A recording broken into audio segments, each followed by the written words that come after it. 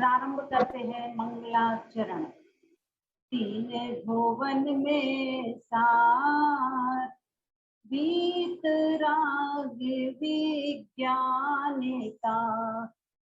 शिव स्वरूप शिविकार, नमः त्रियोग समारी। बोलिए देवादिदेव 1008 श्री आदिनाथ भगवान की जय। बोलिए देवादिदेव 1008 श्री पार्श्वनाथ भगवान की जय। बोलिए देवादिदेव 1008 श्री महावीर भगवान की जय। बोलिए प्रशांत मूर्ति आचार्य श्री शांति सागर छाणी महाराज की जय। बोलिए संत शिरोमणि आचार्य श्री विद्यासागर जी महाराज की जय। बोलिए गुरु नाम गुरु आचार्य श्री सुमति सागर जी महाराज की जय। बोलिए सराकोद्धारक षष्ठ पट्टाचार्य श्री ज्ञान सागर जी महाराज की जय। बोलिए आचार्य श्री गे सागर जी महाराज की जय।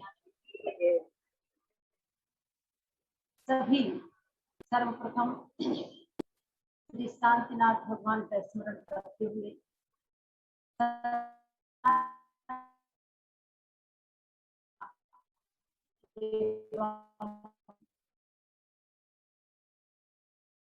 इसलिए श्री शांतिनाथ भगवान को जप करेंगे 9 बार।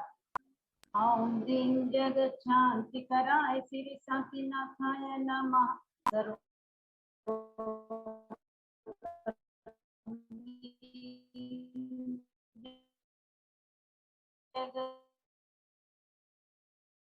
सर्वोपद्रव शांति गुरु स्वाहा।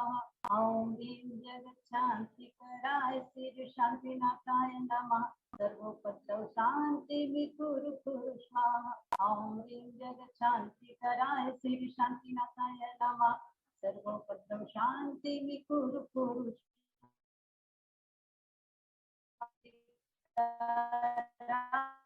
श्री शांतिनाथाय नमः। सर्वोपद्रव शांति कुरु स्वाहा।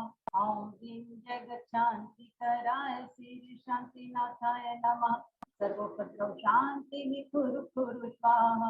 ओम दीन जगत शांति कराय श्री शांतिनाथाय नमः। सर्वोपद्रव शांति कुरु स्वाहा। ओम दीन जगत शांति कराय श्री शांतिनाथाय नमः। सर्वोपद्रव शांति कुरु स्वाहा। ओम दीन जगत शांति कराय श्री शांतिनाथाय नमः। सर्वोपद्रव शांति कुरु स्वाहा। बोलिए देवादिदेव 1008 श्री शांतिनाथ भगवान की जय। चर्चा चल रही है श्रावक के 6 आवश्यक कर्तव्यों की। श्रावक पालन करना चाहिए। कई बार आप सभी को उन आवश्यक कर्तव्यों की बात बता दी गई है। हमारे आचार्यों ने हमें एक रास्ता दिखाया है। उस रास्ते पर चल करके ही हम अपने लक्ष्य को प्राप्त कर सकते हैं। अब ये बात अलग है कि कुछ लोग एक ऐसा रास्ता पकड़ लिया करते हैं जो हमें भटका दिया करता है, हम लक्ष्य तक नहीं पहुंच पाते हैं। और कुछ लोग सही रास्ते पर चल करके लक्ष्य की प्राप्ति कर लिया करते हैं। इस संसार में हमारी अनंत काल से यात्रा चल रही है। उस यात्रा के मध्य जो लोग मिथ्या दर्शन, मिथ्या ज्ञान, मिथ्या चारित्र का सहारा लेते हैं, उनका संसार वृद्धिंगत होता चला जाता है। और जो लोग सम्यक दर्शन, सम्यक ज्ञान, सम्यक चारित्र का सहारा लेते हैं, वह वास्तव में एक दिन गंतव्य स्थान की प्राप्ति कर लिया करते हैं, संसार को घटा लिया करते हैं। इतना ही नहीं, वह संसार को नष्ट करके मोक्ष रूपी मंजिल को प्राप्त कर लिया करते हैं। हमें समझना है श्रावक की भूमिका में रहते हुए हम क्या करें।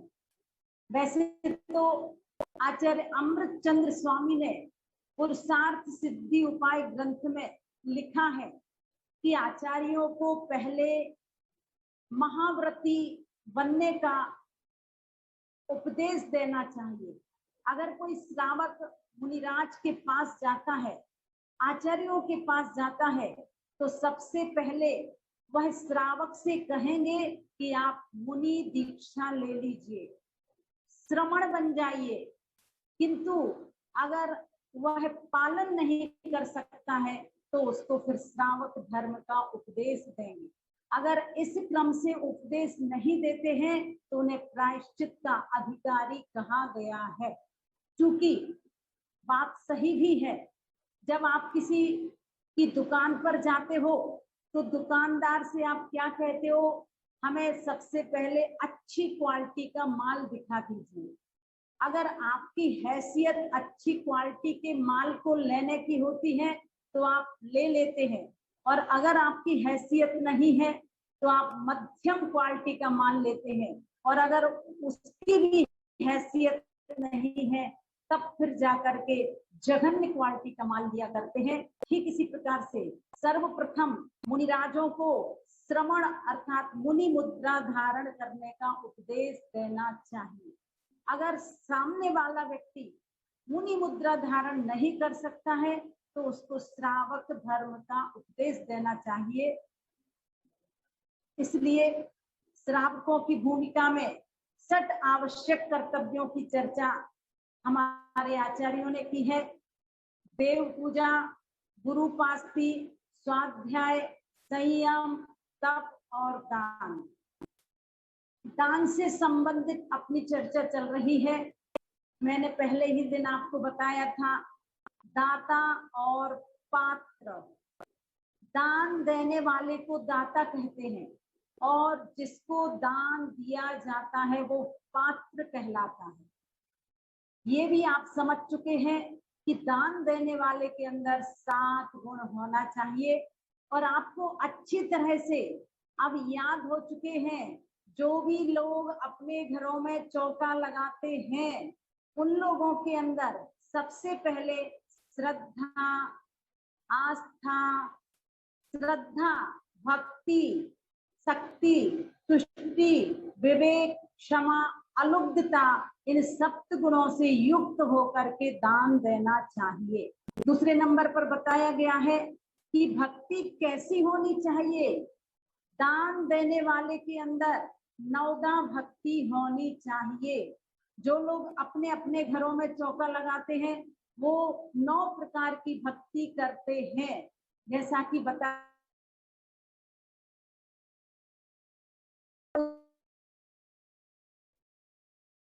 पाद प्रक्षालन, पूजन, नमस्कार, फिर आप हाथ धो करके जो कुछ आपने बनाया है दिखाते हैं, और दिखाने के बाद आप बोलते हैं मन शुद्धि, वचन शुद्धि, काय शुद्धि, आहार जल शुद्ध है। इस तरह से ये 9 भक्ति दान देने वाले के अंदर अवश्य ही होनी चाहिए। अगर आपके अंदर रूखी सूखी भक्ति है तो हो सकता है साधु आपकी रूखी सूखी भक्ति देख करके दूसरे चौके में जा सकते हैं।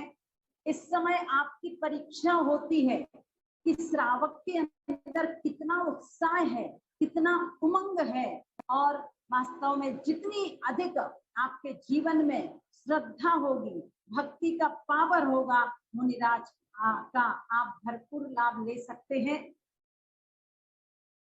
श्रद्धा, भक्ति, शक्ति, तुष्टि, विवेक, क्षमा, निर्लोभता या अलुब्धता अर्थात दान देने वाले के अंदर ये गुण अवश्य होना चाहिए। अब कल आपको बताया गया था उत्तम पात्र कौन है, मध्यम पात्र कौन है, जघन्य पात्र कौन है, अपात्र कौन है और कुपात्र किसे कहा गया है। तो उत्तम पात्र के अंतर्गत मुनिराज,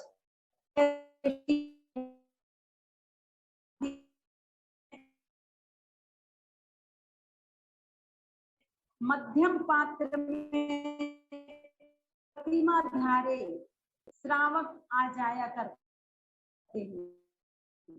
जघन्य पात्र में अविरत सम्यक दृष्टि, जिसको सच्चे देव शास्त्र के प्रति विश्वास हो गया है, श्रद्धान हो गया है, ऐसे चतुर्थ गुण स्थान वर्ती जितने भी जीव हैं वह जघन्य पात्र है। कुपात्र किसे कहा था?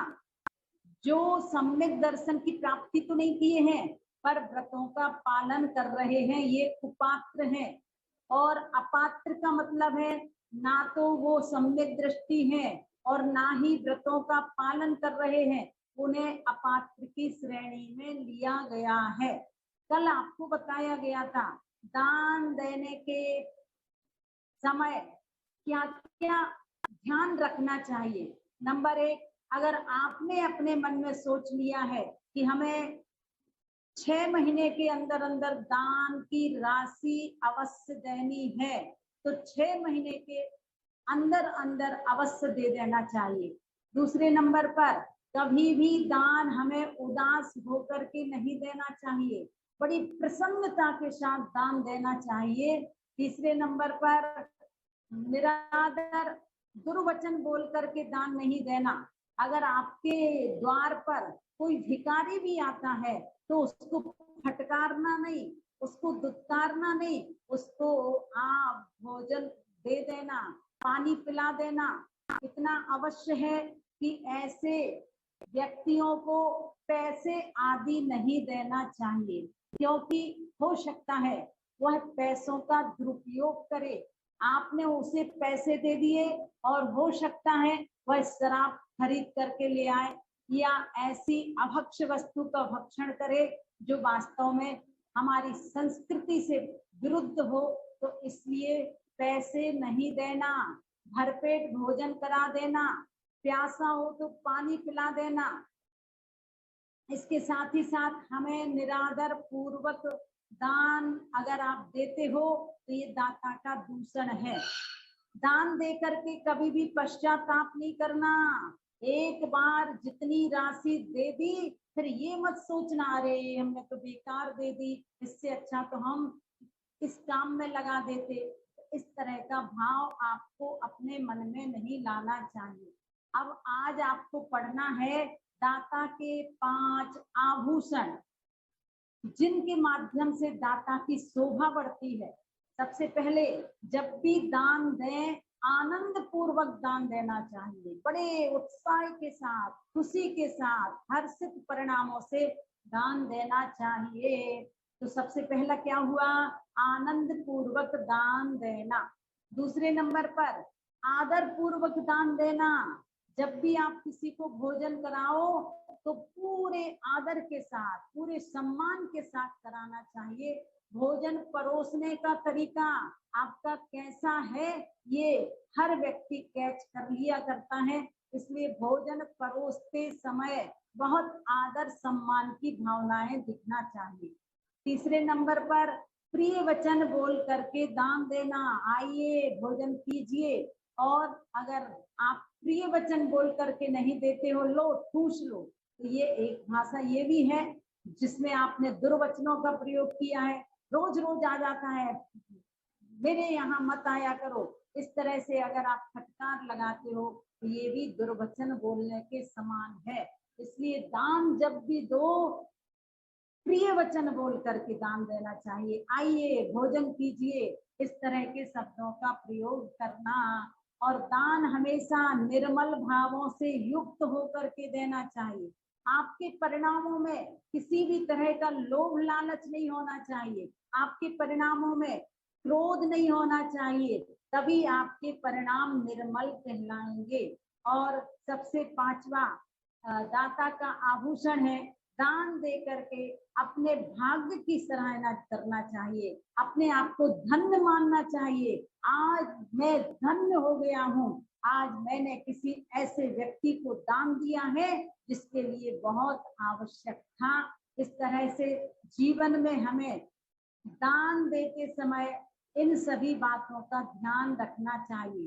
तो आप सभी को देखिए, दान से संबंधित 4 बातें बता दी गई हैं, 5 बातें बता दी गई हैं। सबसे पहले तो मैंने आपको बताया दान देने वाले के अंदर 7 गुण होना चाहिए।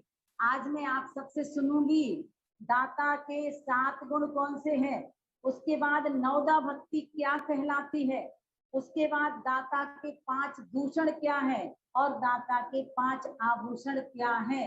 इसके साथ साथ उत्तम पात्र कौन है, मध्यम पात्र कौन है, जघन्य पात्र कौन है, इन सभी की चर्चा भी आपको बता दी गई है।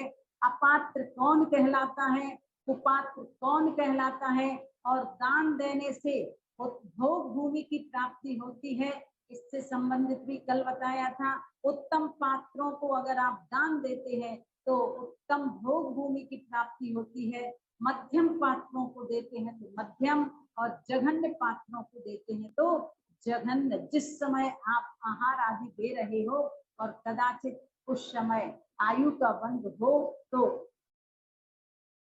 भोग भूमि की प्राप्ति आपको हो सकती है।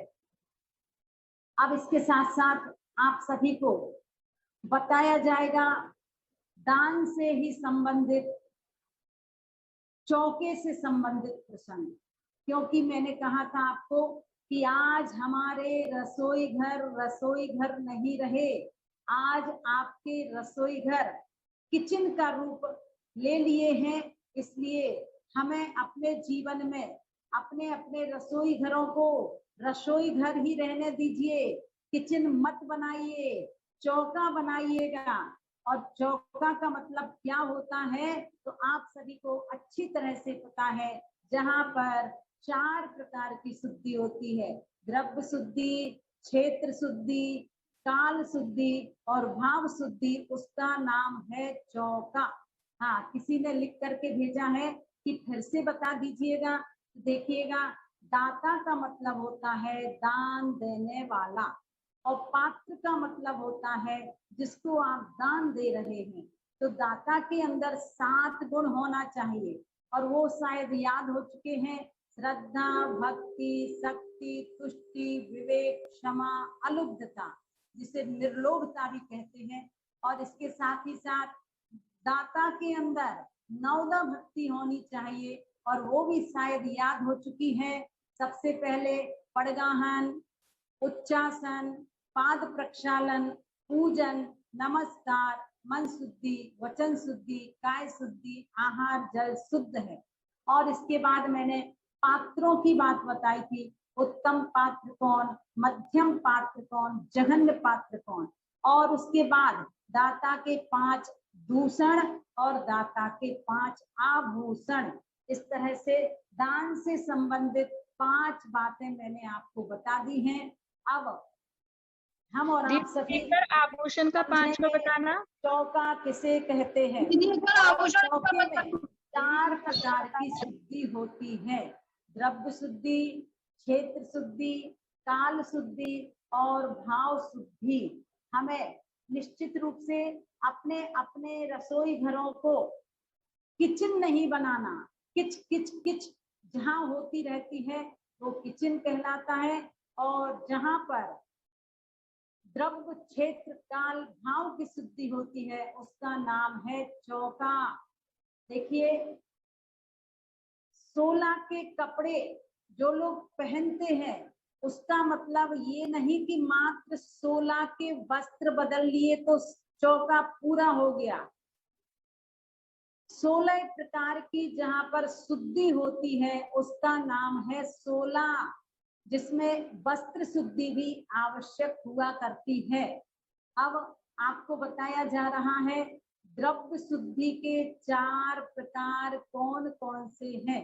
नंबर 1, जो भी आप मुनिराज को द्रव्य देते हैं वो सारा द्रव्य धुला हुआ होना चाहिए, चाहे वो गेहूं हो, चाहे वो मसाले हो, चाहे वो नमक हो। आपके यहाँ जैसे ही बाजार से सामान आता है आपको कुएं के पानी से या बोरिंग के पानी से धो करके सुखा देना चाहिए, और साफ सुथरा करके एक पात्र में रख देना चाहिए जिससे वह सुव्यवस्थित तरीके से रखे रहें।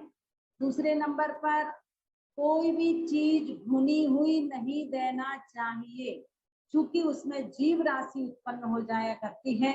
तीसरे नंबर पर मर्यादित देना चाहिए। जो भी सामग्री आप दे रहे हैं वो मर्यादा के अंदर की देना।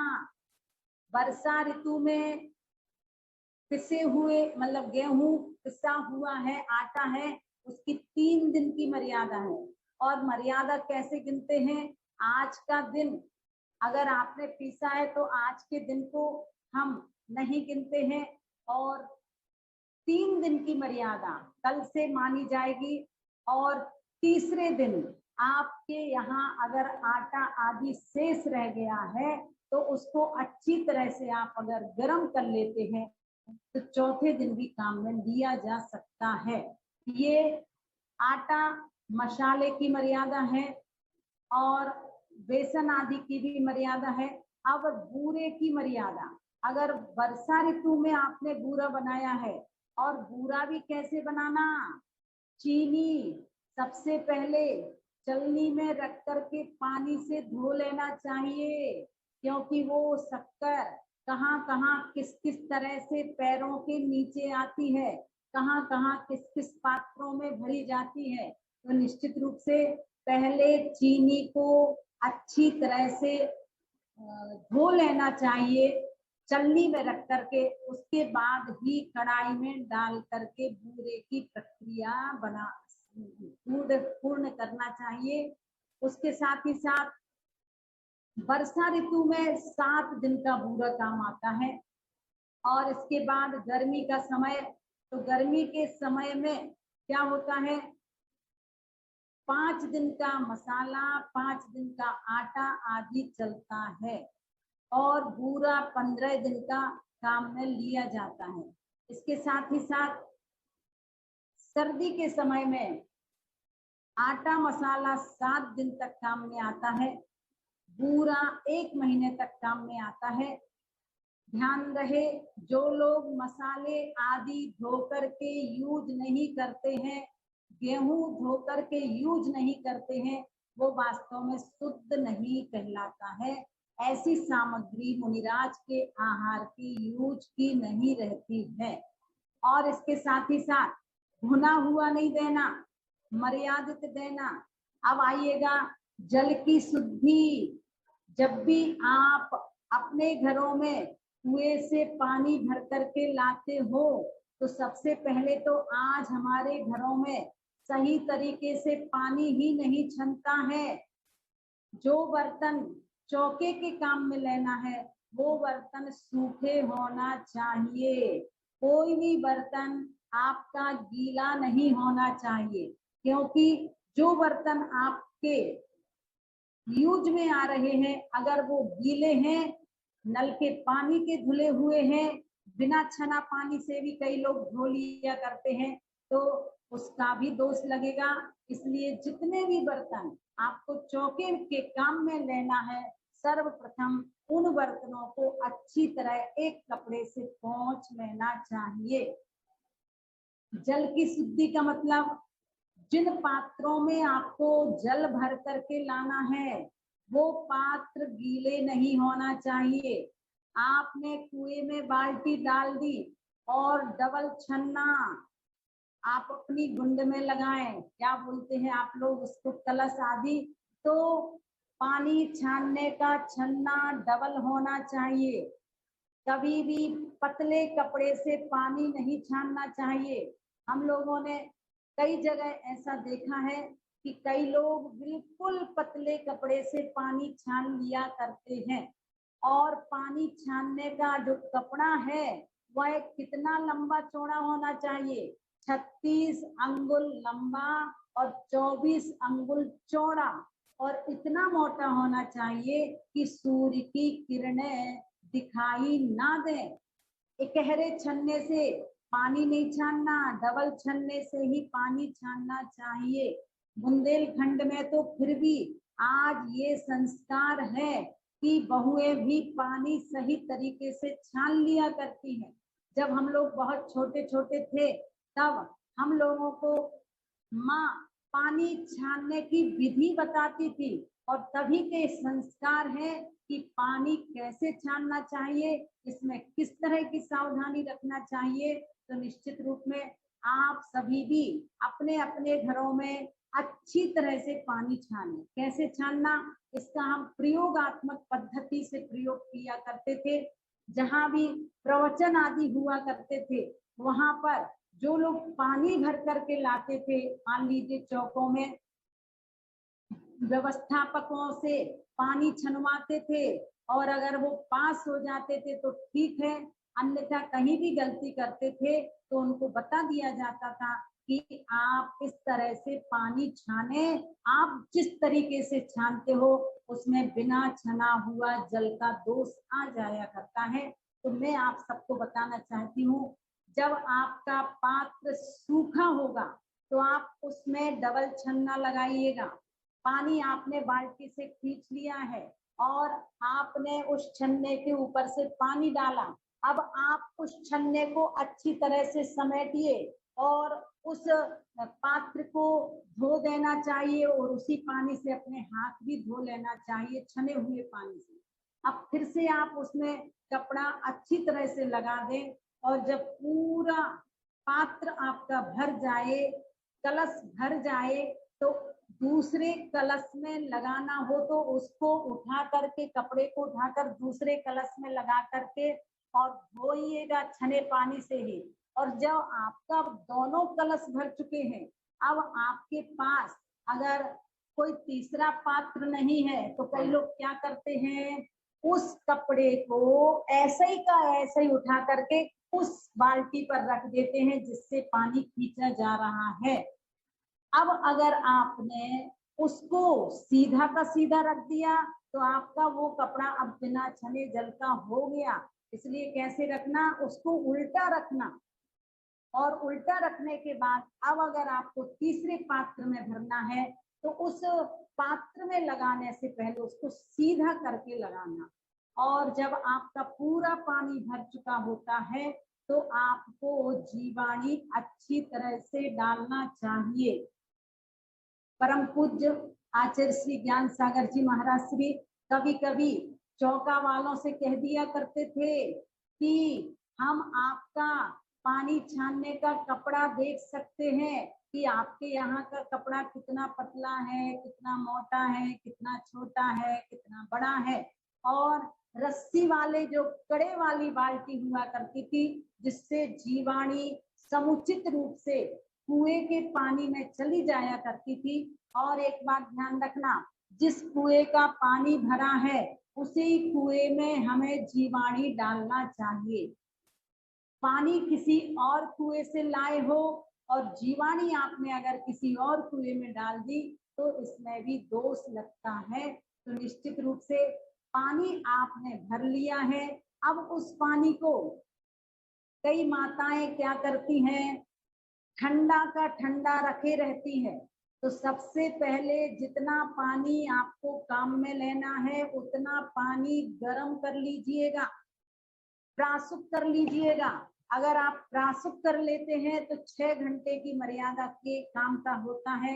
अगर और अच्छा गर्म कर लेते हो तो 12 घंटे की मर्यादा हो जाती है। और दूध चाय की तरह अगर पानी को आप उबाल दिया करते हैं तो 24 घंटे तक वो पानी काम में आ सकता है। आप लोग ध्यान रखिएगा। आप सबसे पहले चौका अगर लगाते हो तो जल की शुद्धि पर ध्यान देना, पानी कैसे छानना इस पर ध्यान देना, पानी की मर्यादा कितनी और कैसे होती है इस पर ध्यान देना। कच्चे पानी से कोई भी काम नहीं करना। एक बात और, माताएं क्या करती हैं, बार बार हाथ धोने के लिए नल की टंकी के पास जाती हैं। आप लोग जब चौका लगाते हो उस समय बिल्कुल नल की टंकी का प्रयोग मत कीजिए।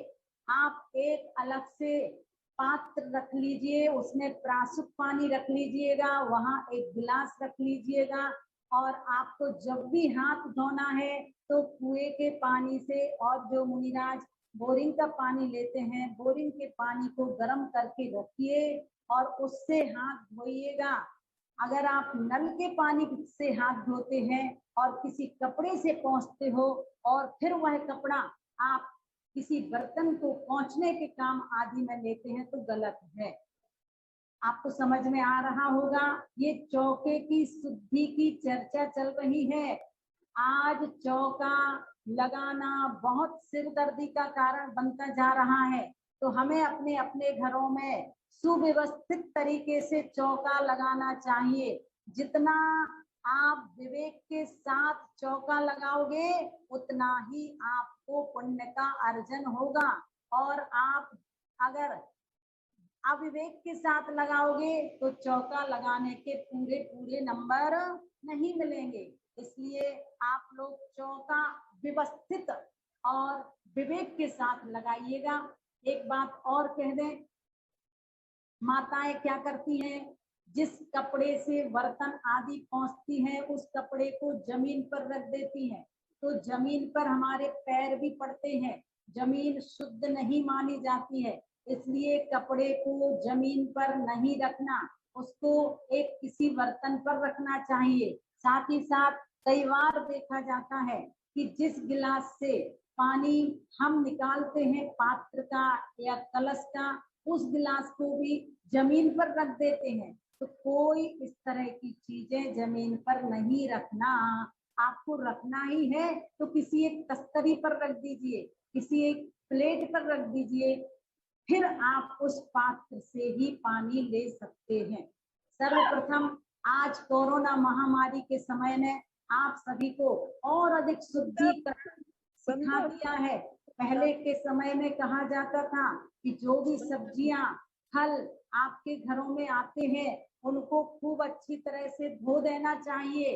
अब कोरोना महामारी के समय भले ही सब लोग, कुछ लोग तो सर्फ डाल करके भी धोते हैं, कुछ लोग बहुत देर तक गर्म पानी में रखा रहने देते हैं। तो ये कोरोना महामारी में फिर से जैन दर्शन की जो प्राचीन संस्कृति थी उसकी तरफ ध्यान दिलाया है। पहले माताएं या पुरुष वर्ग हॉस्पिटल से आते थे, कपड़े चेंज करते थे। अब आजकल तो कोई मर्यादाएं नहीं रही हैं, जच्चा बच्चा और पूरा परिवार सब टच होता रहता है। वास्तव में पहले जो मान मर्यादाएं थी, पहले कोई लेटरिन का दरवाजा भी टच कर लेता था तो स्नान करना पड़ता था। अब आजकल तो अटैच लेटरिन बाथरूम, और अटैच लेटरिन बाथरूम की वजह से ही आज हमारे जीवन से अनेक रोग अटैच हो गए हैं। तो निश्चित रूप से हमारा खान पान बिगड़ गया, हमारा रहन सहन बदल गया, हमारा आचार विचार बदल गया है। इसी वजह से आज हर व्यक्ति रोगों को निमंत्रण दे रहा है। तो निश्चित हमें अपने जीवन में क्या करना है, विवेक की ज्योति जलाना है। कैसा आहार साधुओं को दिया जाता है, जल शुद्धि और दूध की शुद्धि पर भी ध्यान दीजिए। कई लोग क्या करते हैं, दूध शुद्ध सामने निकला हुआ तो शुद्ध है, किंतु अगर कोई 1 घंटा हो गया है और उस दूध को गर्म नहीं किया है तो वो दूध साधु के लिए, त्यागी व्रतियों को देने लायक नहीं रह जाता है। हाँ, 48 मिनट से पहले पहले अगर दूध निकल करके आपके घरों में आ गया है तो वह दूध आप प्राशुद्ध करके यूज कर सकते हैं। तो निश्चित हमें दूध की मर्यादा का भी ध्यान देना चाहिए। दूध को अगर आपने प्राशुद्ध किया है तो वही 6 घंटे की मर्यादा है। दूध को अगर आपने अच्छी तरह से गर्म किया है तो 12 घंटे की मर्यादा है, और अगर उबाल दिया है तो 24 घंटे की मर्यादा का हो जाया करता है। तो हमें जल की शुद्धि एवं दूध की शुद्धि पर पूरा पूरा ध्यान देना चाहिए। आइएगा, शेष चर्चा हम और आप सभी कल करेंगे कि जीवन में अगर चौका लगाने का अवसर मिलता है तो विवेक के साथ लगाओगे तो निश्चित आपको पुण्य का अर्जन होगा। और अगर दोष सहित चौका लगाओगे तो वास्तव में उतना पुण्य का संचय आप नहीं कर पाएंगे। चलिए चलते हैं हम और आप सभी 6 ढाला ग्रंथ की तरफ। आचार्य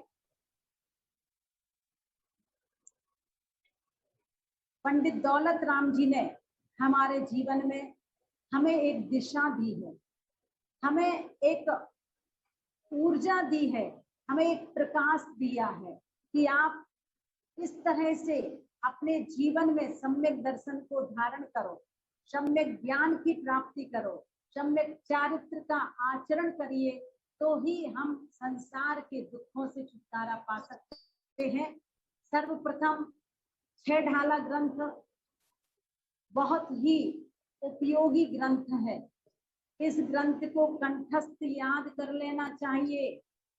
जहां कहीं आप बैठे हुए हैं, एक एक छंद आप प्रतिदिन याद कीजिएगा। मैंने पहले भी कहा था, अब आज अगर याद रहेगा तो आप लोगों से पहली ढाल के छंद सुन सकते हैं।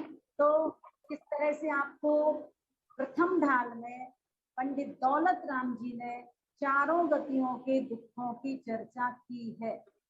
कैसे कैसे कष्ट हमने त्रियंच गति में सहन किए, कैसे कैसे कष्ट त्रियंच गति के अंतर्गत निगोद अवस्था में सहन किए हैं, और अनंत काल हमारा उस निगोद में व्यतीत हुआ है, और किस तरह से एक श्वास में 18 बार जन्म मरण किया है।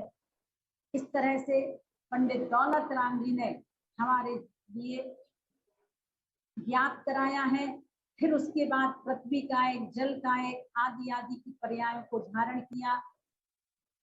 फिर बड़ी दुर्लभता से त्रस पर्याय को प्राप्त किया। 2 इंद्री, 3 इंद्री, 4 इंद्री, पंचेंद्रीय अवस्था को प्राप्त किया। इसके साथ ही साथ हमें असैनी पंचेंद्री की पर्याय प्राप्त हुई, तो मन के बिना निपट अज्ञानी रहा। अगर सैनी पंचेंद्रीय अवस्था को प्राप्त हुआ तो सिंह जैसी क्रूर पर्याय प्राप्त की। वहां पर अपने से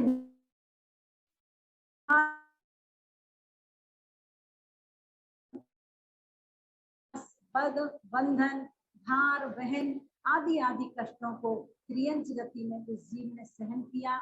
इसके बाद कर्म अति संक्लेश भावते मरियो। कल थोड़ा सा बोलने में मुझे लगता मिस्टेक हो गई थी। तनावों से युक्त जीवन और व्यसनों से युक्त जिसका जीवन होता है वह नरक आयु का बंद कर सकता है। बहुत संक्लेश परिणाम वाले जीव, दूसरों के प्रति दोषग्राही दृष्टि जिनकी रहती है, जब भी देखता है दूसरों में दोष देखता है, तो वास्तव में ऐसे व्यक्ति भी दुर्गति का पात्र हुआ करते हैं। कई बार कहा गया है कि हमें अपने अंदर झांक करके देखना है कि मेरे अंदर क्या कमियां हैं, मुझे उन कमियों को कैसे दूर करना है। हमें अपने जीवन को सद्गुणों से अलंकृत करना है, तभी तो यह जीवन मंदिर का रूप लेगा। भगवान ने क्या किया है, यही तो किया है। उन्होंने अपने जीवन से दोषों की विदाई कर दी है और अच्छाइयों से अपने जीवन को अलंकृत कर लिया है। वही वास्तव में हमारे जीवन का भी लक्ष्य होना चाहिए, तभी हम इस जीवन को मंदिर का रूप दे सकते हैं। और जो लोग दूसरों की कमियां ही खोजते रहते हैं, दूसरों के छिद्र देखते हैं, वह वास्तव में अपने जीवन का भी पतन किया करते हैं। इस तरह से त्रियंच गति के दुखों की चर्चा आपने सुनी। कल नरक गति के दुखों की चर्चा सुनेंगे। दूसरी ढाल की तरफ चलते हैं। दुखों के कारण की चर्चा पंडित दौलत राम जी ने की है, और विशेष रूप से 6 बातों की चर्चा आपने सुनी थी दूसरी ढाल में। अग्रहित मिथ्या दर्शन, ग्रहित मिथ्या दर्शन, अग्रहित मिथ्या ज्ञान, ग्रहित मिथ्या ज्ञान, अग्रहित मिथ्या चारित्र और ग्रहित मिथ्या चारित्र। विस्तार से देखा जाए तो अग्रहित मिथ्या दर्शन के अंतर्गत 7 प्रकार के तत्वों की भूल बताई थी कि सम्यक दृष्टि जीव किस तरह से विपरीत श्रद्धान करता है, तत्वों का यथार्थ स्वरूप नहीं जान पाता है, जीव का जो स्वरूप है उसको जीव रूप न जान करके शरीर को ही अजीव जीव मान लिया करता है। ये जीव तत्व की भूल बताई थी। और शरीर की उत्पत्ति में आत्मा की उत्पत्ति मान लेता है, शरीर के नाश में आत्मा का नाश मानता है। ये अजीव तत्व की भूल है। एक दिन आप सभी से 7 तत्वों की भूल अवश्य ही पूछेंगे। आप लोग तैयारी के साथ आइएगा। और इसके साथ ही साथ कुगुरु कौन है, कुदेव कौन है, कुधर्म क्या है, हमें जीवन में कुगुरु कुदेव कुधर्म का आश्रय नहीं लेना। क्योंकि कुगुरु कौन है, उपल नाव के समान, पत्थर की नाव जिस तरह स्वयं डूबती है और बैठने वालों को भी डुबो देती है, ऐसे ही हमें कुगुरुओं का आलंबन अगर लिया है तो वह संसार समुद्र में डुबोने वाले होते हैं। इसके साथ ही साथ बताया गया था कैसे शास्त्रों का अध्ययन करना, एकांतवाद से जो दूषित है उनका अध्ययन नहीं करना, जो विषय कसायों को पोषण करने वाले हैं ऐसे ग्रंथों को नहीं पढ़ना, जो रागी द्वेषी मोही लोगों के द्वारा लिखे गए हैं ऐसे लोगों के द्वारा लिखे गए ग्रंथों को नहीं पढ़ना। फिर कैसे पढ़ना, जो ग्रंथ पूर्व आचार्यों की लेखनी के अनुसार लिखे गए हैं, अपनी मनगढ़ंत कोई भी बात जिस ग्रंथ में नहीं लिखी है, बीतरागी हमारे आचार्यों ने लिखी है और अनेकांत स्यादवाद शैली से युक्त होकर के लिखी गई है, ऐसे ग्रंथों का पठन पाठन करना चाहिए। और इसके साथ ही साथ आचरण जीवन में कैसा लाना, ख्याति पूजा लाभ की भावना अपने मन में मत रखना कि लोग मुझे तपस्वी कहें इसलिए मैं उपवास कर रहा हूँ। नहीं, अगर आप अपने जीवन में इस तरह का भाव रखोगे कि लोग मुझे तपस्वी कहें इसलिए मैं 10 लक्षण के व्रत कर रहा हूँ, तो ये वास्तव में सच्ची बात नहीं है, सच्चा आचरण का तरीका नहीं है।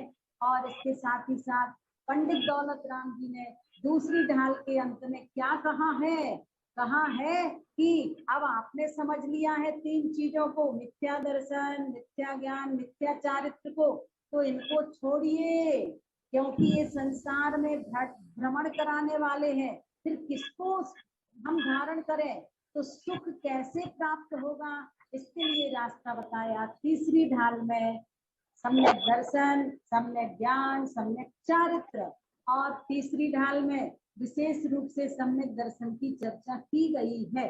पहले तो पंडित दौलत राम जी ने निश्चय मोक्ष मार्ग और व्यवहार मोक्ष मार्ग बताया है, और इसके साथ ही साथ निश्चय रत्नत्रय जिसके अंतर्गत 3 चीजें आती हैं, निश्चय सम्यक दर्शन, निश्चय सम्यक ज्ञान, निश्चय सम्यक चारित्र। इनकी परिभाषाएं भी आप सभी को याद हो गई होंगी। पर द्रव्यों से भिन्न अपनी आत्मा का श्रद्धान करना, निश्चय सम्यक दर्शन। पर द्रव्यों से भिन्न अपनी आत्मा को जानना, निश्चय सम्यक ज्ञान। और पर द्रव्यों से भिन्न अपनी आत्मा में रमण करना, निश्चय सम्यक चारित्र कहा गया है। और इसके बाद जीव तत्व की बात बताई थी। व्यवहार सम्यक दर्शन किसे कहते हैं, तो 7 तत्वों का ज्यों का त्यों श्रद्धान करना, अर्थात आगम में जिस तरह से इन 7 तत्वों का वर्णन किया गया है उसी रूप से उनको जानना, उनका श्रद्धान करना, ये वास्तव में व्यवहार सम्यक दर्शन है। आत्मा के 3 भेद बताए थे, बहिरात्मा, अंतरात्मा, परमात्मा। और शरीर आत्मा को जो एक मानता है वो बहिरात्मा है, और जो शरीर आत्मा को अलग अलग मानता है वो अंतरात्मा है। अंतरात्मा के 3 भेद बताए थे, कौन कौन से, उत्तम अंतरात्मा, मध्यम अंतरात्मा, जघन अंतरात्मा। और इनका भी अच्छी तरह से विस्तार किया गया था। जघन अंतरात्मा कौन है, तुरंत याद आ जाना चाहिए, चतुर्थ गुणस्थान वर्ती जो सम्यक दृष्टि जीव है जघन अंतरात्मा है। मध्यम अंतरात्मा कौन है, देशव्रती अनगारी अर्थात पंचम गुण स्थान वर्ती आरिका माता जी, एलक जी, छुल्लक जी आदि आदि, और छठे गुण स्थान से 11वें गुण स्थान तक के जितने मुनि महाराज जी हैं वो सब मध्यम अंतरात्मा। और उत्कृष्ट अंतरात्मा किसे कहा था? द्विविध संगिविन सुध उपयोगी मुनि उत्तम निज ध्यान, अर्थात 24 प्रकार के परिग्रह से जो रहित हैं और कैसे हैं, और जो शुद्धोपयोगी मुनि महाराज जी हैं वह वास्तव में उत्तम अंतरात्मा है। अब परमात्मा के दो भेद किए थे, सकल परमात्मा और निकल परमात्मा। अरिहंत परमेष्ठी को सकल परमात्मा कहा था और सिद्ध परमेष्ठी को निकल परमात्मा कहा था। इस तरह से आज यहीं तक तीसरी ढाल, अब चतुर्थ ढाल की चर्चा चलती है।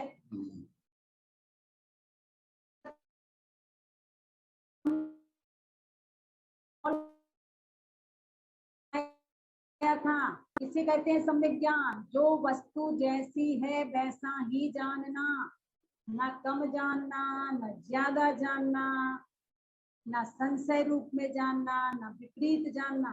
आप रास्ते में जा रहे हो और रस्सी पड़ी हुई है, कभी कभी क्या होता है आप उसको सांप समझ लेते हैं। दीदी आवाज जा रहे हैं, कहीं कहीं पर आवाज नहीं आ रही है, आप उसको चांदी समझ लेते हैं, तो ये सच्चा ज्ञान नहीं है।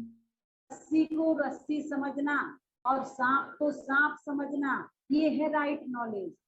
सीप को सीप समझना और चांदी को चांदी समझना, जो वस्तु जैसी है उसको वैसा जानना, ये सच्चा ज्ञान है। दूध को दूध, पानी को पानी जानना है, जो चीज जैसी है उसको वैसा जानना, ये राइट नॉलेज है।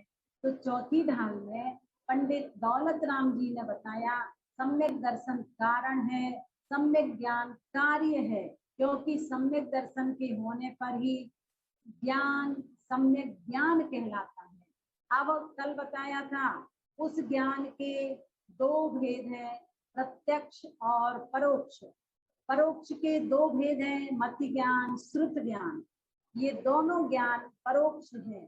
क्यों है परोक्ष? क्योंकि मन और इंद्रियों की सहायता से उत्पन्न होते हैं। हम और आप सभी को कम से कम दो ज्ञान अवश्य होते हैं। एकेंद्रीय जीवों से लेकर सभी जीवों तक कम से कम दो ज्ञान होते हैं। अगर अकेला कोई ज्ञान होता है तो वो केवल ज्ञान होता है। एकेंद्रीय जीव के कुमति कुश्रुत ज्ञान होते हैं, मतलब एक ज्ञान अकेला नहीं होगा संसारी जीव को। अकेला कोई चाहे मति ज्ञान हो जाए तो नहीं, मति ज्ञान के साथ श्रुत ज्ञान भी होता है। आइएगा, हमने कल ये भी पढ़ा था कि अवधि ज्ञान और मनपर्य ज्ञान ये एक देश प्रत्यक्ष ज्ञान है और केवल ज्ञान सकल प्रत्यक्ष ज्ञान है। अब आगे अपन को पढ़ना है उस ज्ञान की महिमा। ज्ञान समान न आन जगत में सुख को कारण। कहते हैं कि उस सम्यक ज्ञान के समान कोई भी संसार में सुख का कारण नहीं है। अब आगे आपको बताया जा रहा है कि वह ज्ञान और किस तरह से हमारे जीवन में कामयाबी होता है। चौथा छंद निकाल लीजिएगा। कोटि जन्म तप तपे ज्ञान बिन कर्म झरे दे, ज्ञानी के छिन्न माहि त्रिगुप्त ते सहज टरे दे। मुनि व्रत धार अनंत बार ग्रैवक उपजायो, है निज आत्म ज्ञान बिना सुख लेस न पायो। देखिए पंडित दौलत राम जी क्या कहते हैं, कोटि जन्म तप तपे। कोटि यानी करोड़ों जन्म तक तपस्या करने पर भी ज्ञान बिन कर्म झरे दे, ज्ञान के बिना जो कर्म झरते हैं वो है कर्म। ज्ञानी के छिन्न माहि, ज्ञानी अगर है तो उसके क्षण भर में क्षय को प्राप्त हो जाते हैं। क्या कहा, कितनी बड़ी बात कहते हैं। कहते हैं कि जिन कर्मों ज्ञान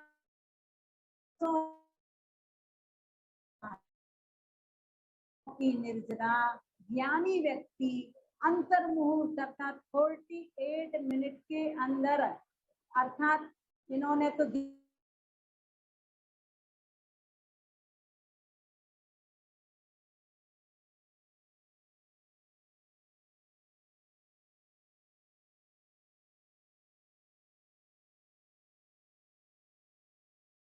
ये चाहे वो प्रथमानुयोग हो, चाहे वो चरणानुयोग हो, चाहे वो करणानुयोग हो और चाहे वो द्रव्यानुयोग हो, हमें अपने जीवन में जितना समय मिले उतना माँ जनवाणी के पठन पाठन में देना चाहिए।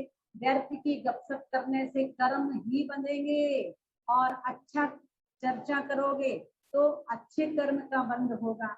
आप क्या कहते हैं, ज्ञानी के छिन्नमाय त्रिगुप्तित है। देखिए, ज्ञानी के क्षण मात्र में ही उतने कर्मों की निर्जरा हो जाती है, पर किसके बल पर?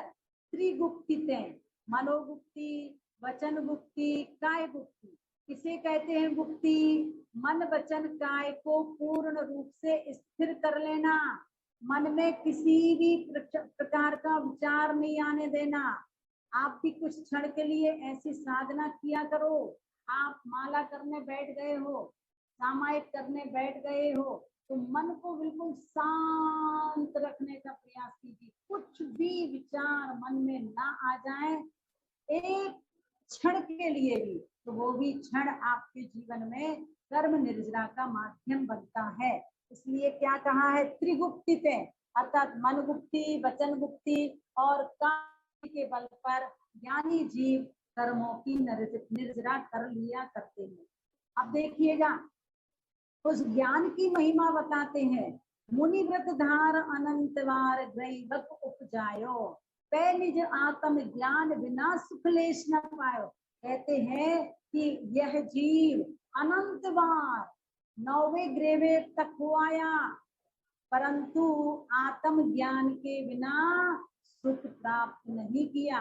इसलिए पंडित दौलत राम जी कहते हैं कि ऐसे तो मुनि मुद्रा धारण करके 16वें स्वर्ग के बाद जो 9 ग्रेवेट की व्यवस्था है वहां जाने के लिए परमिट चाहिए। दिगंबर मुद्राधारी ही 16वें स्वर्ग से ऊपर जा सकता है।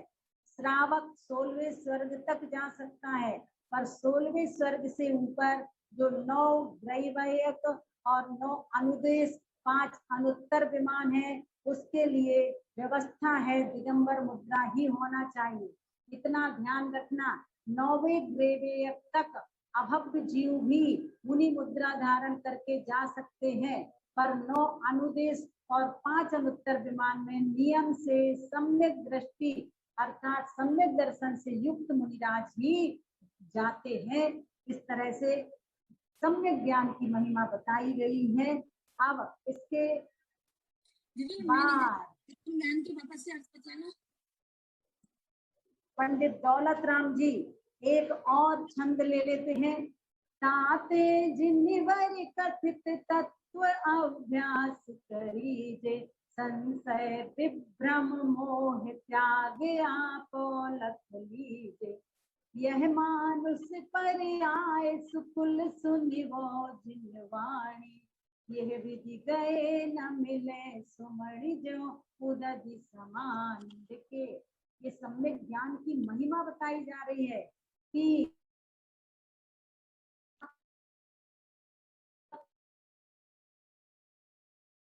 जब आपको ये पता लग गया कि यह अज्ञानी जीव आत्मज्ञान के अभाव में अनंत बार ग्रैवेय की यात्रा कराया है, पर उसको आत्मज्ञान नहीं होने से कर्मों की निर्जरा नहीं हो पाती है जितनी होनी चाहिए। इसलिए क्या करो, जिनवर कथित जिनेन्द्र भगवान के द्वारा कहा गया जो तत्व है उसका अभ्यास करना चाहिए। और कैसे करना वो ज्ञान? संशय विभ्रम मोह त्याग आपो लख लीजिए। किसी भी पदार्थ में अगर शंका है, संदेह रहेगा, तो वो राइट नॉलेज नहीं कहलाएगा। इसलिए पंडित दौलत राम जी कहते हैं किसी भी तरह का संदेह मत रखना। और विपरीत मत जानना, जैसा कि अभी बताया था। सांप को रस्सी समझ लोगे तो वो सच्चा ज्ञान नहीं है, रस्सी को सांप समझ लिया तो वो सच्चा ज्ञान नहीं है, सासू को बहू समझ लिया वो सही ज्ञान नहीं है, माँ को माँ कहता है तो ठीक है, और माँ को बेटी, बेटी को माँ, ये सच्चा ज्ञान नहीं कहलाता। ऐसे ही विपरीत नहीं जानना। और मोह अर्थात अनध्यवसाय, अर्थात जो ज्ञान निश्चितता से रहित होता है वो अनध्यवसाय। इसको त्याग करके आप और रख लीजिए, अपने शुद्धात्म स्वरूप की पहचान करो। और क्या कहते हैं, अरे यह मानुष पर्याय, ये मनुष्य पर्याय बहुत बहुत पुण्य के योग से मिली है, और ये सुकुल अच्छे कुल अर्थात मोक्ष की प्राप्ति में जो बाह्य साधक ऐसा उत्तम कुल प्राप्त हो गया, जैन पर्याय, और ये जैन कुल में उत्पन्न हुए हैं, इसलिए जैन के संस्कार हमारे अंदर अवश्य रहना चाहिए। और कहते सुनवो जिनवाणी, देखिए बहुत पुण्यशाली है आप लोग, एक शब्द भी अगर कान में पड़ जाता है और रुचि से आप सुनते हो तो सोचिए आप बहुत पुण्यशाली हैं। यह विधि गए, कहते हैं अगर ये मनुष्य पर्याय इस बार ऐसे ही चली गई, इसका अगर हमने उपयोग नहीं किया, इसका हमने सदुपयोग नहीं किया, मात्र व्यर्थ की चर्चा में, राग रंग में, तेरे मेरे के विकल्पों में हमने अगर समय व्यतीत कर दिया तो फिर से यह मनुष्य पर्याय मिलना किस तरह से कठिन हो जाएगा। सुमणि जो उदधि समानी, कहते अच्छा रत्न समुद्र में खो जाने के बाद जिस तरह से पुनः मिलना बहुत दुर्लभ है, इसी तरह से हमें भी यह मनुष्य पर्याय मिलना बहुत दुर्लभ है। तो हमें क्या करना है, जिनेंद्र भगवान के द्वारा कहा गया जो तत्व का अभ्यास है उसका अच्छी तरह से अध्ययन करना है। संशय का मतलब क्या होता है, किसी भी वस्तु में संशय करना, ये ऐसा है कि ऐसा है, ये विपर्याय अर्थात विपरीत ही मान लेना, जैसे सीप को चांदी मान लिया, वो अर्थात अनध्यवसाय, राग द्वेष कसाय के वशीभूत होकर हित अहित विवेक शून्यता और परम एकत्व बुद्धि को मोह कहते हैं। तो जब तक हमारे जीवन में संशय रहेगा, विपरीतपना रहेगा और अनिश्चितता का भाव रहेगा, तब तक सच्चा ज्ञान नहीं कहलाएगा। इस तरह से आज चौथी ढाल में पंडित दौलत राम जी ने तत्व अभ्यास की बात कही है कि हमें जितना हो सकता है माँ वाणी का पठन पाठन करना चाहिए। चलिए समय हो चुका है, और मैं सबसे पहले दाता के 5 दूषण, सुलेखा भाभी जी दाता के 5 दूषण बताइएगा। मैं बताऊंगी। हाँ, दाता के 5 दूषण कौन कौन से हैं, आज बताए थे आपको, आभूषण किए थे वैसे कल बताए थे। दान देने वाले के अंदर ये 5 दूषण नहीं होना चाहिए। बोलोगी क्या सुलेखा भाभी जी? हाँ जी, हाँ जी बोलिए। दान कर देना। जय जय बोलिएगा। दाता के 5 दूषण, विलंब से दान देना,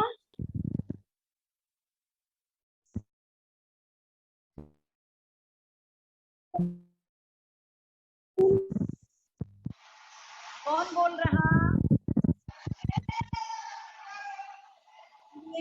कौन दे रहा है उत्तर?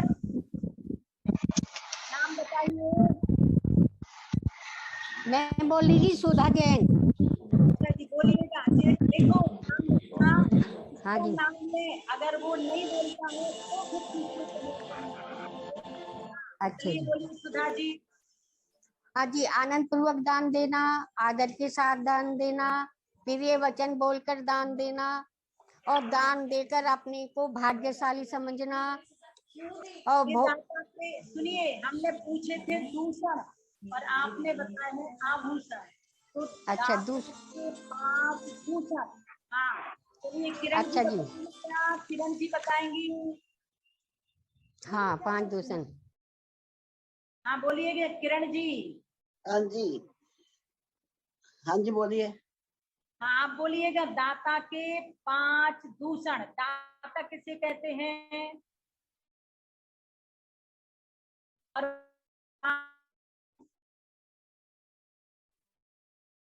जिसको दान दिया जाता जी, है। आज जिसको दान दिया है उसको देने वाले अब पात्र कहते हैं। आपको बताना है उत्तम पात्र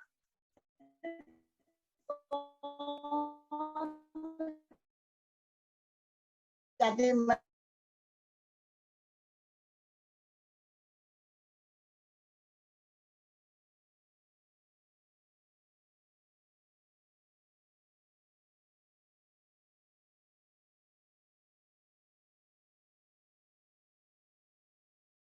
पात्र कौन कहलाते हैं? दीदी ये तो नहीं मालूम मुझे ना। सुनो ध्यान रखना, सुन लीजिए। जो मिथ्या दृष्टि है अर्थात जिनको सम्यक दर्शन नहीं हुआ पर व्रतों का पालन कर रहे हैं, प्रतिमा आदि का पालन कर रहे हैं, तो ऐसे लोग अपात्र कहलाते हैं। और कुपात्र का मतलब ये है कि ना तो वो सम्यक दर्शन प्राप्त किए हैं और ना व्रतों का पालन कर रहे हैं, तो वो कुपात्र कहलाते हैं। ठीक है। वो अपात्र कहलाते हैं, है ना? वो बिल्कुल ही पात्र नहीं है। भावना जी समझ में आया? कुपात्र और अपात्र। तो कुपात्र की अपेक्षा अपात्र और ज्यादा नीचे वाली क्वालिटी का है ना? व्रत नहीं करेगा दीदी, है ना? हाँ चलिएगा। अब इसके साथ ही साथ आप लोगों को बताना है सम्यक दर्शन के 8 अंगों के नाम। हाँ भावना जी बताएंगी। निशंकित, निकांक्षित, निर्विचिकित्सा, अमूढ़ दृष्टि अंग और उपगोहन, स्थितिकरण, प्रभावना और वात्सल्य। बहुत अच्छा, वात्सल्य और प्रभावना। प्रभावना। हाँ कोई बात नहीं। और अब नेहा जी बताएंगी अमूढ़ दृष्टि अंग में कौन प्रसिद्ध हुआ? रेवती रानी। रेवती रानी। और निकांक्षित अंग में कौन प्रसिद्ध हुआ? मती। हाँ ठीक है। अब शकुंतला जी बताएंगी। शकुंतला जी भी है। हाँ क्या शकुंतला जी बताएंगी निसंकित अंग में कौन प्रसिद्ध हुआ है? बोलिएगा निसंकित अंग में कौन प्रसिद्ध हुआ? चंदा भाभी। अंजन चोर। अनंतमती। अनंतमती। अनंतमती। हाँ बहुत अच्छा। संगीता जी। संगीता जी बताऊंगी निर्जरा तत्व की भूल क्या है? निर्जरा तत्व की भूल बताइए।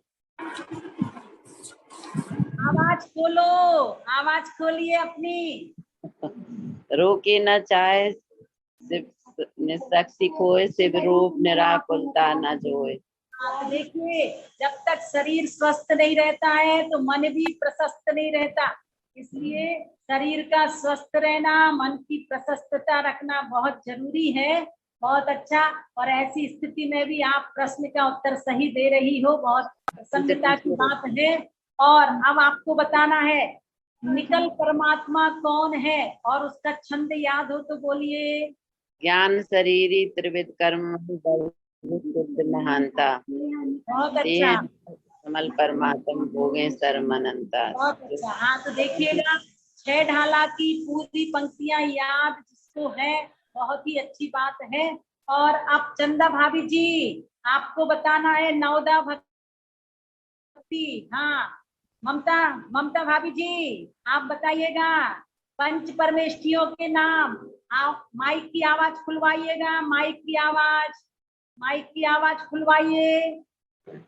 अनंत जी, सिद्धि जी, आचार्य जी, उपाध्याय जी, सर्व साधु। बहुत अच्छा। और 5 तीर्थंकर कौन से हैं जिन्होंने शादी नहीं की है? मल्लिनाथ। हाँ वासुपूज मल्लीनाथ नेमिनाथ काशनाथ महावीर स्वामी महावीर है ना। कुंतीनाथ अरयनाथ मल्लीनाथ श्री वासुपूज मल्लिने पारस बालयति। इस तरह से 5 तीर्थंकर बाल ब्रह्मचारी अपनी आवाज को भी और अब कनक जी बताएंगी कि सम्यक दृष्टि जीव को 8 अंगों की उपमा दी थी, तो निकांक्षित अंग के लिए कौन से शरीर के अंग की उपमा दी थी? कनक जी बताएंगी क्या कनक जी? अन्यथा रीतू बहन बताएगी। दीदी बता रहे हैं। हाँ, मुनिजनों के जी कनक बता रही है। हाँ कनक बताइएगा। सच्चे और झूठे तत्व की ठीक पहचान करना। नहीं, मुनि राजों के मलिन शरीर को देखकर घृणा नहीं करना। अरे निकांक्षित अंग में कौन से अंग, मतलब शरीर के कौन से अंग की उपमा दी थी निकांक्षित अंग में? दीदी हम बताएं। पहले आपका शरीर का कौन सा पैर है? दायां पैर। तो बायां पैर बिना किसी आकांक्षा के बढ़ता है, उठता है। निकांक्षित अंग के बाएं पैर की बात कही गई थी। और अब सचिन जी बताएंगे। सुलेखा भाभी जी, आज आप सुन तो रही थी, ज्ञान कितने होते हैं? 5 ज्ञान होते हैं। हाँ, हमारे पास और आपके पास कितने ज्ञान हैं दीदी? 2 मति श्रुत 2 ज्ञान है। कौन कौन से? मति ज्ञान और श्रुत ज्ञान। ज्ञान दीदी। जीवों को कौन सा ज्ञान होता है दीदी? कुश्रुत और कुमति। हाँ, कुमति और कुश्रुत। अब अलका जैन बताएंगी। निगोदिया जीव ने एक श्वास में कितने बार जन्म मरण करके कष्ट सहन किए हैं? जी दीदी 18 बार। बहुत अच्छा। और असैनी जीव किन्हें कहते हैं? सरोज जी मोबाइल खोल के उत्तर दे सकती हो क्या, आवाज खोलकर? नहीं। हाँ, सरिता जी बताएंगी। असैनी जीव किन्हें कहते हैं? जो मन रहित जीव होते हैं वो असैनी कहलाते हैं। अब प्रीति जैन दिल्ली बताएंगी कि नरक गति में इस जीव ने कैसे कैसे कष्टों को सहन किया है? दीदी नरक गति में दीदी सर्दी गर्मी और भूख प्यास और सर्दी गर्मी भूख प्यास और दीदी वो नहीं दीदी उसका सेमर वृक्ष के और जो रुधिर नदी है उसमें भूख प्यास जो आ जाती है। और दीदी 1000 बिच्छू एक साथ डसे उत्पत्ति में इतना उनको कष्ट होता है। बहुत अच्छा। और एक कौन सा रह गया है? असुर कुमार। हाँ दीदी एक और रह गया, असुर कुमार जाति के देव आपस में भिड़ाते हैं। हाँ बहुत अच्छा। अब प्रीति जी आगरा बताएंगी। मनुष्य गति के 5 प्रकार के कष्ट कौन कौन से हैं? प्रीति आगरा। दीदी मनुष्य गति के पहले तो गर्भावस्था, फिर बाल्यावस्था और किशोर अवस्था। अरे क्रम से ले लीजिए। सबसे पहले गर्भावस्था के, फिर जन्म अवस्था के, बाल्यावस्था, फिर तरुणावस्था, वृद्धावस्था। ये क्रम से ले लीजिएगा। अब चंदा भाभी जी आप बताइए, माला में 108 दाने क्यों होते हैं? दीदी श्रावक के 108 पाप होते हैं। हाँ, तो वो 108 पाप की काउंटिंग बताओगी क्या? कैसे हो जाते हैं दीदी? वो ये आप आलोचना पाठ की पाठ पंक्तियों की तरफ चले कृत्य कारित मोदन करके क्रोधादि चतुष्टय करके हाँ शुरू की पंक्तियां बोलिए। समरंभ संवरण समारंभ आरंभ मन वस्तन कीने प्रारंभ कृत्य कारित मोदन करके क्रोधादि चतुष्टय करके। हाँ चलिए बिल्कुल सही बोला। उर्मिला जी नहीं है क्या? उर्मिला जी हाँ चलिए। और कल्पना बहन, समरंभ समारंभ आरंभ किसे कहते हैं? अपनी आवाज खोलिएगा, अनम्यूट की हाँ। आवाज खोलिए, बोलिएगा। समरंभ समारंभ आरंभ किसी भी कार्य को शुरू करना, लक्ष्य बनाना, प्रारंभ करने की, मन में लक्ष्य बनाना समारंभ, और लक्ष्य के अनुसार सामग्री एकत्रित करना समारंभ, और कार्य को करना आरंभ। अब आप भी बताइएगा। कृत कारित अनुमोदना, कृत कार्य को करना, किसी भी कार्य को स्वयं करना कृत, करना और दूसरे की अनुमोदना करना, नहीं दूसरे से कराना कार्य। पूरा स्पष्ट बोलो, दूसरे से कराना और दूसरे की अनुमोदना करना। तीसरा कोई व्यक्ति कर रहा है तो उसकी अनुमोदना करना, इस तरह से ये कार्य कहलाता है। और अब इसके बाद मीना जैन बताएंगी। मीना जी बताएंगी क्या?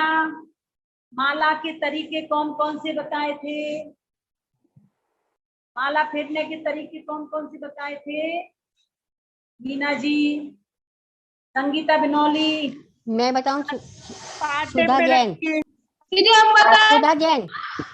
दीदी मैं बताऊं? सुधा जैन दीदी। मानसी बताएगी। मानसी सरल विषय बता पाती है, बताइए मानसी। दीदी जाप पे जाप देना, घड़ी के सहारे जाप देना, चौकी पे रखकर जाप देना, और मन में कमल विराजमान करके जाप देना। बहुत अच्छा, बहुत अच्छा। और याद कर लिया करो। अच्छा चलिए, बहुत ही अच्छा बात है। और अब समय हो चुका है। अगर कोई रह गया हो तो उनसे और पूछ लेते हैं। और कौन रह गया है? दीदी हम अपने आप बोलिए। दीदी संगीता बिनौली जी, आपको ये बताना है कि देव श्रावकों के 6 आवश्यक कर्तव्य कौन से हैं? श्रावकों के 6 आवश्यक है: देव पूजा, गुरु उपासना, स्वाध्याय, संयम, तप और दान। हाँ बहुत अच्छा। और अब कौन रह गया है? अपने आप बोलिएगा कि मैं रह गई हूँ। कौन रह गया? बबीता जी। हाँ अब बबीता जी बताएंगी, और वो ये बताएंगी सप्तम नरक से निकला हुआ नार की कौन सी गति को प्राप्त होता है? कौन सी गति में जाता है मरण करके? सप्तम गति से निकला हुआ नार की, सप्तम नरक से निकला हुआ जीव कौन सी गति में जाता है? 7 नरक से त्रिंच गति में जाता है दीदी। हाँ बहुत अच्छा। सप्तम नरक से निकला हुआ जीव नियम से त्रियंच गति में ही जन्म लेता है।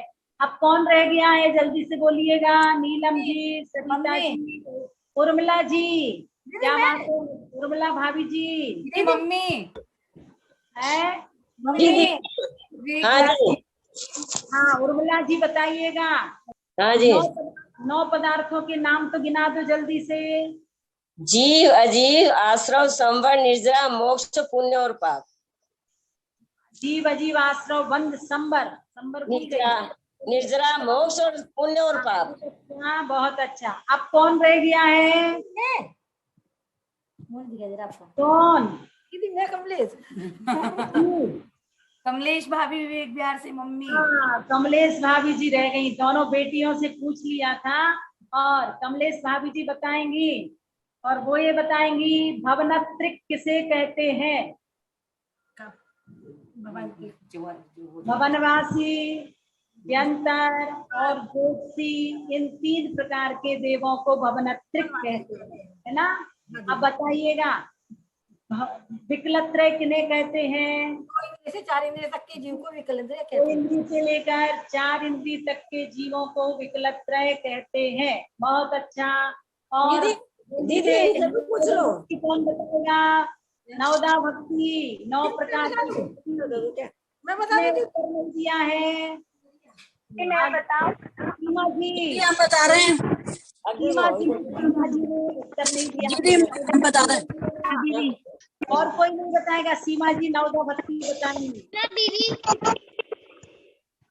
दीदी पड़गान, हाँ वंदना दीदी पड़गान, उच्चासन, हाथ प्रक्षालन, पूजन, नमस्कार, मन शुद्धि, वचन शुद्धि, काय शुद्धि, आहार जल शुद्ध है। बहुत अच्छा। कहना मम्मी जी खूब चौका लगाती है तो उसका संस्कार हमारे अंदर है। चलिएगा, बहुत अच्छी बात है। और इस तरह से आप सभी प्रतिदिन स्वाध्याय कर रहे। हाँ बाबू, ए बाबू क्या बताएगा तू?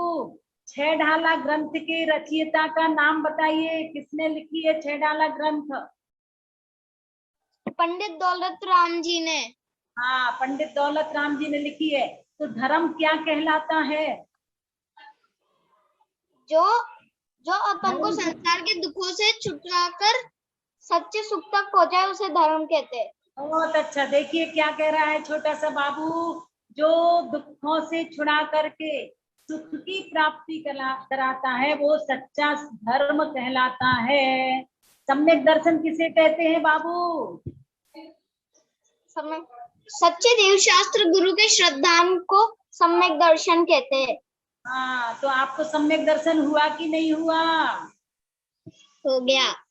हो गया? अरे वाह, तो बाबू ही सम्यक दृष्टि है। और दादा को हुआ कि नहीं? दादू को?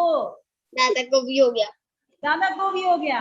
तो आचार्यों ने कहा है दुत्री भवा, सम्यक दृष्टि जी बहुत विरले हैं। 2-3 तो बस 2-3 तो तुम ही हो गया। तीसरा किसका नंबर है? तीसरा दादी का है। तो ना दीदी आप हो ना? दादी को भी सम्यक दर्शन हो गया ना। देखिए बहुत अच्छी बात है। वैसे तो सम्यक दृष्टि कौन है, मिथ्या दृष्टि कौन है, इसका पैमाना हमारे हाथ में नहीं है, क्योंकि हमारे ज्ञान का विषय नहीं बन पाता है। फिर भी हम अपने आप को सम्यक दृष्टि कहें, बहुत ही अच्छी बात है। भव्य कहें, बहुत ही अच्छी बात है।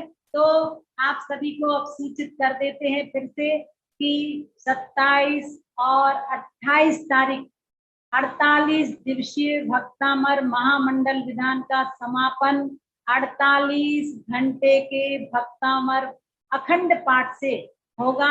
और 29 तारीख को अधिकांश, मेरा मन है कि सभी लोग उस दिन जुड़े। अपने अपने घर में बैठ करके 9 बजे से विधान प्रारंभ हो जाएगा। कम से कम लास्ट दिन विधान में बैठिए। कुछ ऐसे परिवार हैं जो प्रतिदिन विधान में बैठ रहे हैं, तो बहुत ही अच्छी बात है। जब जागो तभी सवेरा। यद्यपि प्रातः काल भोजन का टाइम होता है, दुकान जाने वाले दुकान जाते होंगे तो उनको नाश्ता पानी देना, पर घर का अगर एक सदस्य भी उस दिन बैठ जाएगा तो आपने जो सहयोग प्रदान किया है वह सफल सार्थक हो जाएगा। तो सबको बैठना है। भावना, संध्या, मम्मी, सभी को बैठना है उस दिन 29 तारीख को विधान में। सबको बैठना। मुझे लगना चाहिए कि पूज्य गुरुदेव के नाम से बनने वाले ज्ञान तीर्थ क्षेत्र में हो रहे भक्तामर विधान का समापन बड़े ही अच्छे से होगा। तो मुझे विश्वास है आप लोग सभी उस दिन जुड़ जाइएगा। 9 से 10 है ना, 1 घंटे के लिए आप लोग अपने घर के काम आगे पीछे कर लेना। नहीं तो पुरुषों से कह देना कि आज आपको भोजन बनाना और हम आपके हाथ का बना हुआ भोजन करेंगे। वो निश्चित हर तरह का संस्कार अपने अंदर आना चाहिए। तो आप सभी लोग बड़े तत्परता के साथ माँ जिनवाणी का श्रवण करते हो, बहुत अच्छी बात है। अब माँ जिनवाणी की वंदना। जाओ आनते सूझे लोकालो, तो वाणी मस्तक नमो सना देत ही दो।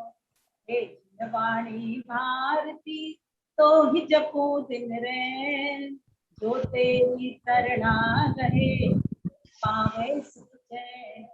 देव भजू हरिहंस को गुरु सेवा निर्गम, दया धर्म पालो सदा यही मोक्ष का फल। सब मंत्रों में श्रेष्ठ है न, सब मंत्रों में श्रेष्ठ है महामंत्र नवकार, इसीलिए सब मिल पढ़ो महामंत्र नववार। सभी लोग नववार नमोकार मंत्र पढ़ेंगे।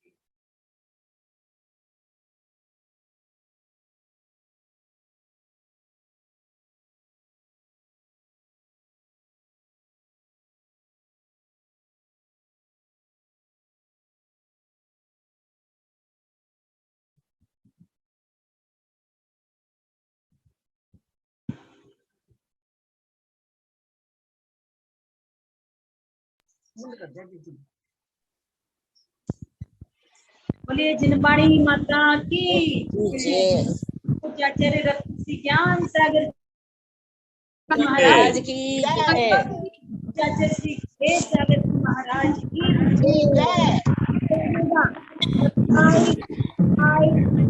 को भी कक्षा लगेगी, भले ही थोड़ा कम समय के लिए लगेगी जरूर। और क्योंकि फिर कक्षा का क्रम टूट जाता है तो सब अस्त व्यस्त हो जाता है। भले ही 1-1.5 घंटा नहीं लगेगी पर लगेगी अवश्य। आधा पौन घंटे के लिए भी हम कक्षा उस दिन लगाएंगे। जो लोग पाठ में बैठेंगे वो अपना पाठ कर सकते हैं, ऐसी कोई बात नहीं। ओम नमः सतगुरु